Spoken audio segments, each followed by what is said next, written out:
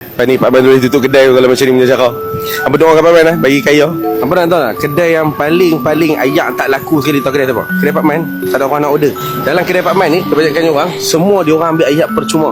Jom, hari ni aku nak tunjukkan apa? Kita buat social experiment lah. Dan kita tanya, kenapa dia ambil ayak balang? Kenapa dia orang tak order ayak kan? Kenapa ambil ayak balang? Dan nak berdoa untuk Palestin. Ayak percuma, terima kasih. Kenapa ambil ayak balang? Sebab sedap. Lepas tu free pula. Semua tengok cawan dia. Semua ayak balang.